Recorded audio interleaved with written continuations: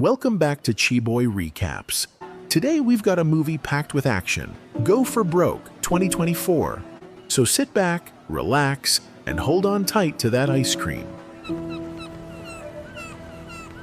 Zheng Yao, a retired soldier turned fisherman, comes home after being at sea for 7 months, only to find his shop locked up. A neighbor drops a bombshell. His wife got involved with drugs and sold everything they had. Without missing a beat, Zheng Yao heads to an underpass, a known hotspot for addicts, looking for answers.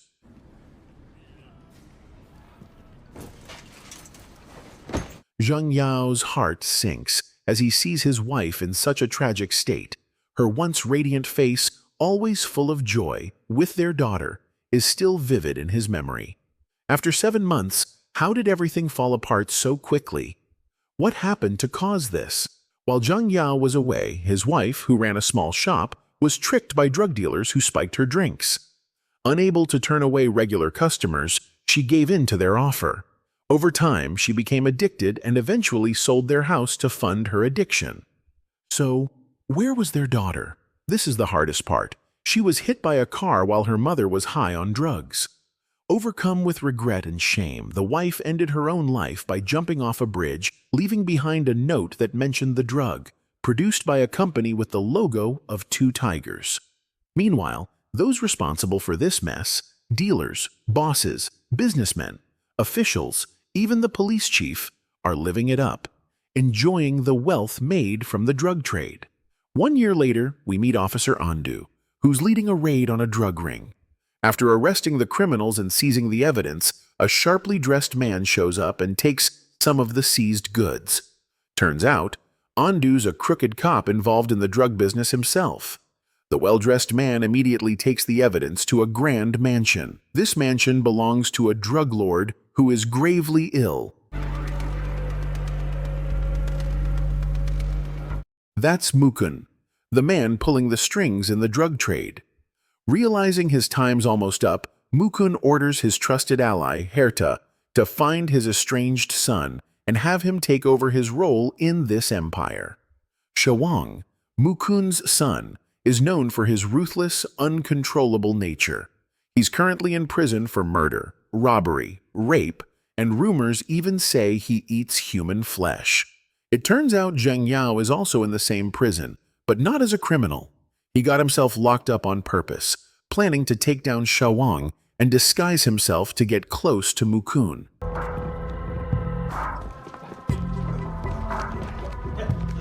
Whoever helped Zheng Yao get this far remains a mystery, but his preparations are flawless.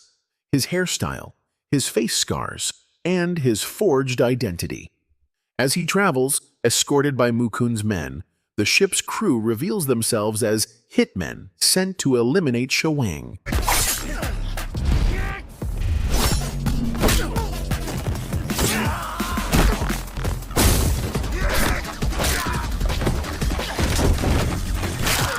Just as Zheng Yao takes down the hitmen, Andu, the cop who's been secretly helping him, shows up.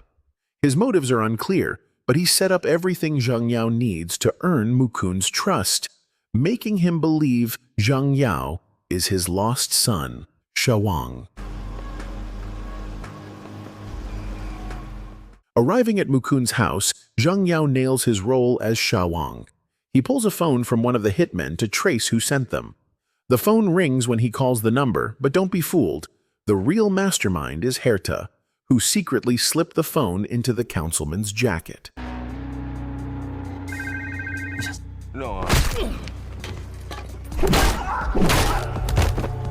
As Herta shoots and frames the councilman, Mukun appears and finally meets his long-lost son.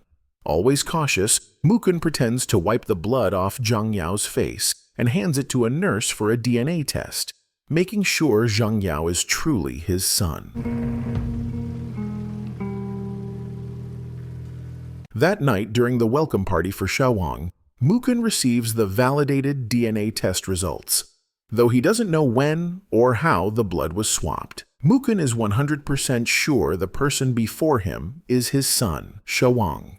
In front of everyone, Mukun introduces Zheng Yao as his returned son, officially handing over his business empire and giving him a priceless necklace as a symbol of his succession.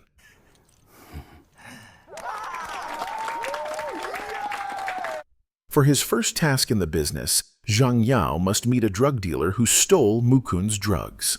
With Herta's loyal men by his side, Zhang Yao heads to a building to confront the dealer. Balai, the dealer who stole Mukun's drugs, isn't interested in a peaceful resolution. Tensions rise, and here's what happens next.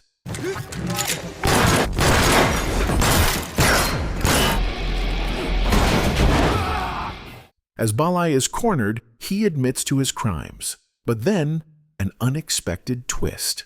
Herta's men, who were supposed to protect him, try to kill him. But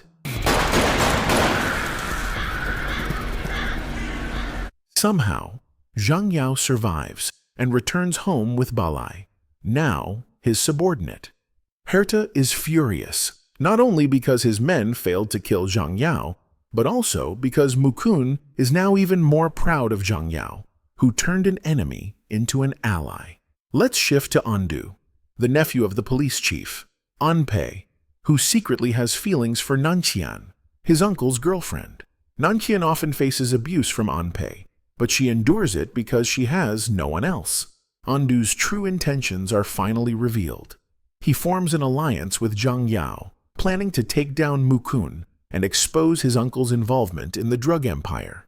If his uncle is removed, Andu can seize the police chief position and, in the process, save Nanqian, the woman he secretly loves. The next day, Zhang Yao hands over all the evidence of Mukun's crimes to Andu, thinking the mission is done. But Andu has other plans. He gives Zhang Yao a new task: find Mukun's private vault, which holds millions of dollars and all the transaction records. Andu also wants Zhang Yao to spark a war between Mukun and the police chief, not for the mission, but to eliminate his uncle faster. Later that day, Zhang Yao meets with the police chief, informing him that his monthly cut would be reduced by 30%. Furious, the police chief wastes no time, throwing Zhang Yao into a holding cell. That night, Balai and his men storm the police station, guns blazing to rescue Zhang Yao. Meanwhile, an explosion shakes the highway as the police chief is on a call with Mukun, escalating the situation even further. The police chief's fate hangs in the balance, but Andu arrives just in time to free Zhang Yao. He escorts him back home, knowing that Mukun is on the brink of death. At home, Zhang Yao finds Mukun struggling to breathe. In his final moments, Mukun apologizes for abandoning Shawang and his mother. As a way to atone, he reveals the location of his private vault hidden in the company building, with the key embedded in a lucky pendant he had given away. With his mission complete, Zhang Yao finally admits that he's not Shawang. Instead, he's one of the many victims of Mukun's drug empire. Shocked by this revelation, Mukun has a heart attack and dies right then and there. At the reading of Mukun's will, before Herta, Andu, and the council members, the lawyer declares that all of Mukun's wealth and assets will pass to Shawang, who, in reality, is Zhang Yao. And just like that, unable to accept Mukun's final words, which have left him with nothing, Herta snaps and shoots the lawyer right on the spot. As Mukun's loyal men clash with Herta's forces, Balai shows up, turning the tide. Zhang Yao, Andu, and Balai fight side by side, united in their mission to take down Herta and his entire army.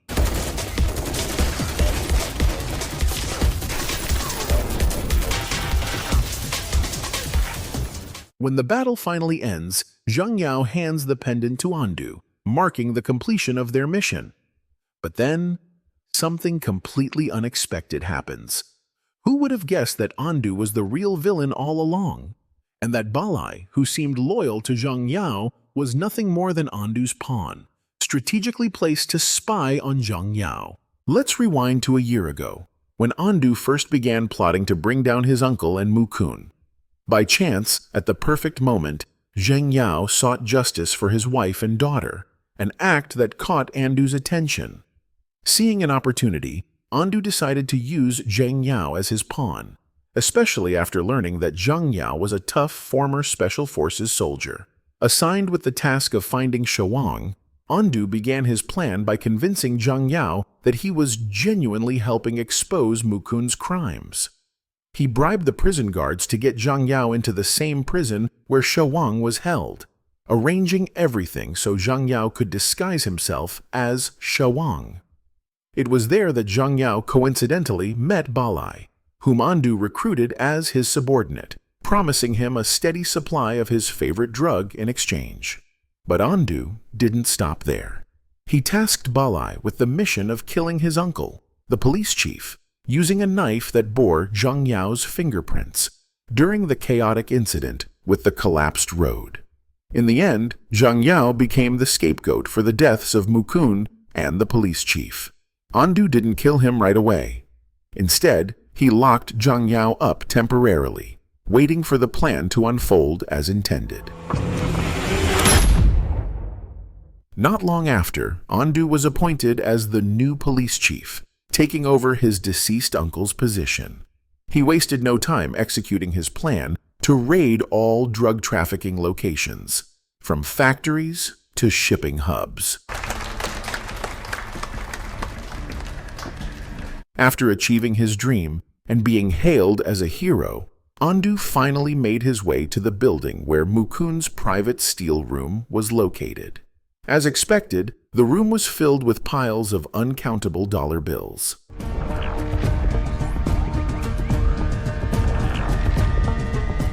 With everything falling into place, Andu set his final plan into motion to blow up the shrine where Mukund and the police chief would be laid to rest. The shrine was packed with officials, businessmen, law enforcement, and others who were in the know about Mukund's drug empire. Andu's intention was clear: to eliminate them all so that no witnesses could threaten him in the future.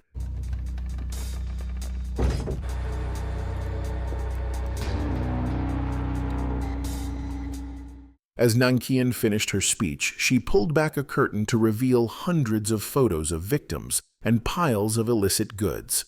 While the attendees were still reeling in shock, Nanqian quickly exited and locked the door from the outside. And then,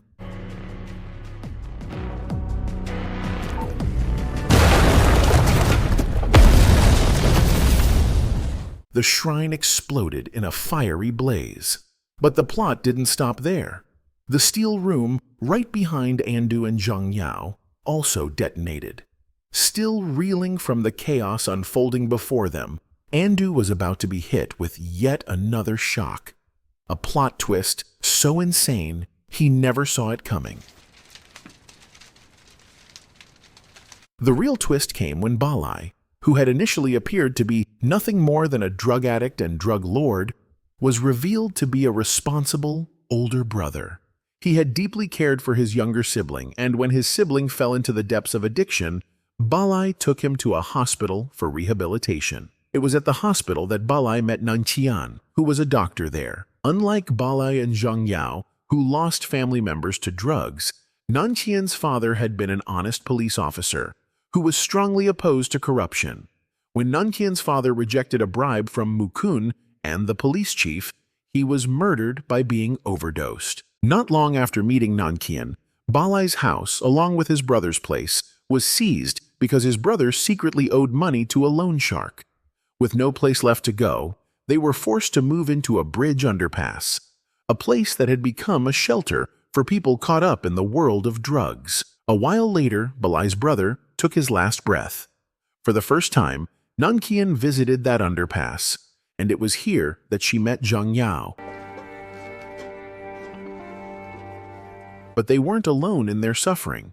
Zheng Yao, Nanqian, and Balai began plotting their revenge, targeting the ultimate boss behind their misery, Mukund. With what little they had left, including Nanqian's savings and her late father's pension, they started planning a dangerous mission to take him down.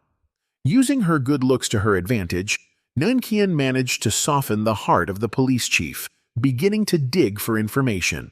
Despite the heavy price she had to pay, sacrificing her dignity and purity, Nankian remained strong and determined.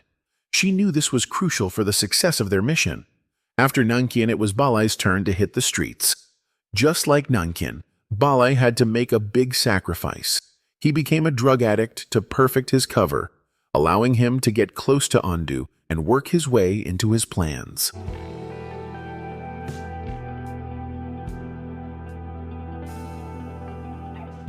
Taking advantage of Andu's ambition to take down his uncle and Mukun, it was Zhang Yao's turn to play the role of someone seeking justice. Once the three of them were in the core team, they began bringing in the families of the victims from the bridge underpass. They included the nurse Mukun, sent to check Zhang Yao's blood, Balai's forces, who shot up the police station, the highway officers, who blew up the roads the police chief would travel on, the TV reporter who kept broadcasting important updates, and many others. They all worked together to achieve justice, something the official justice system couldn't deliver.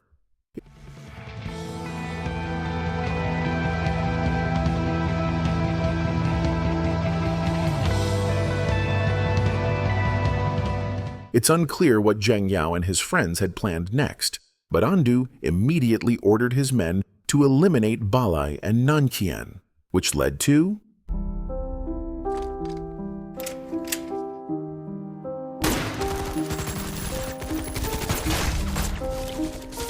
After Balai and Nankian were killed, Zhang Yao was the only one left in the plan. What Zhang Yao and his team had in mind was still a mystery, but Andu shot him, sending him tumbling off the building.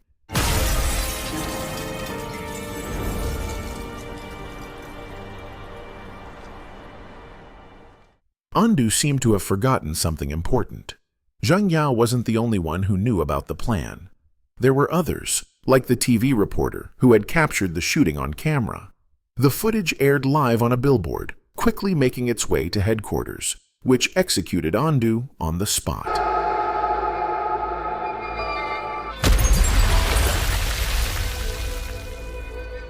In the end, Zhang Yao, Balai, and Nankian became true heroes. Though no one else might know, the families of the victims in the bridge underpass would always remember and be the living witnesses to the struggle these three went through. The ending was truly heartbreaking. Honestly, they could have found another way to expose Andu's corruption. There was no need for them to sacrifice themselves like that at the end. No need to give up their lives. But maybe that was their choice. Maybe Zhang Yao and his friends were okay with dying as heroes. Thanks for watching. See you in the next video. Peace out.